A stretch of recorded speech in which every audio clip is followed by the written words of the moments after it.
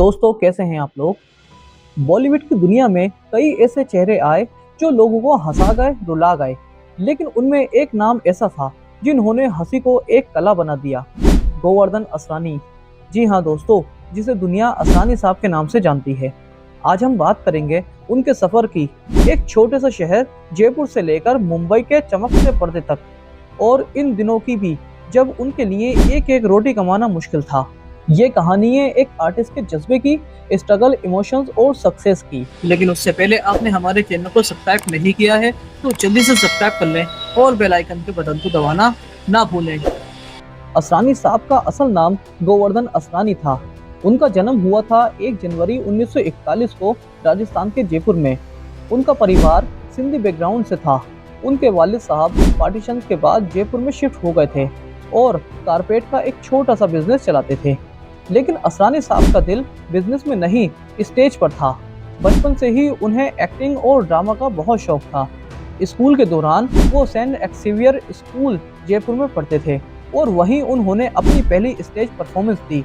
उन्होंने all India radio Jaipur में भी वॉइस आर्टिस्ट के तौर पर काम किया, ताकि घर का खर्चा भी चलता रहे और एक्टिंग का जुनून भी जिंदा रहे। 1960 के दौरान असरानी साहब ने एक बड़ा फैसला लिया। उन्होंने जयपुर छोड़ दिया और निकल पड़े बॉम्बे के सफर पर, एक ऐसा शहर की तरफ जहां हर सपना अपनी कीमत मांगता है। उन्होंने FTII film and television institute of India Pune में एक्टिंग सीखी। यहाँ उन्होंने फिल्म कैमरा के पीछे का आर्ट भी समझा। लेकिन जब वो मुंबई आए, इस स्ट्रगल ने दरवाजा खोला। 2 साल तक उन्हें कोई बड़ा रोल नहीं मिला। कभी डबिंग का काम, कभी स्टेज शो, कभी सिर्फ वेट। कहते हैं वो वक्त इतना मुश्किल था कि उन्होंने एक इंटरव्यू में कहा था, मैं इंदिरा गांधी से मिला था और बोला हम लोगों को काम नहीं मिल रहा है। पर असरानी साहब ने हार नहीं मानी। उन्होंने कहा एक दिन मैं स्क्रीन पर आऊंगा, लोग मुझे याद रखेंगे। उनका पहला बड़ा रोल था हरे कांच की चूड़ियां, जो कि 1967 में मूवी आई थी। ये फिल्म उनके करियर का पहला कदम थी। इसके बाद उन्होंने छोटी बड़ी रोल्स किए, गुजराती सिनेमा भी काम किया।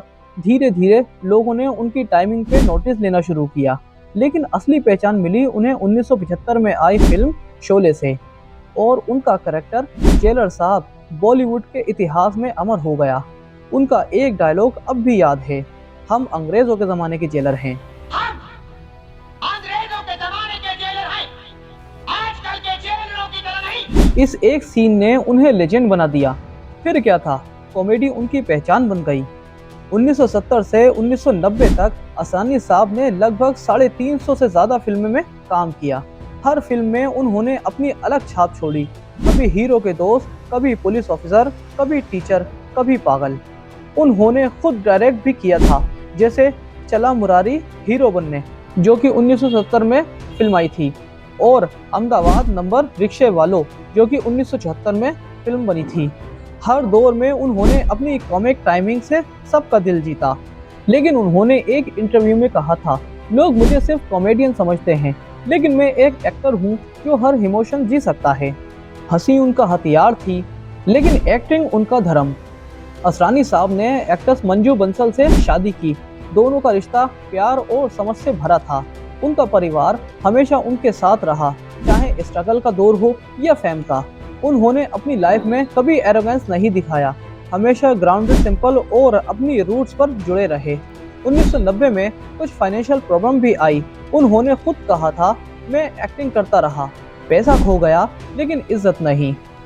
एक असली आर्टिस्ट वही होता है जो हर हालत में मुस्कुराना जानता हो।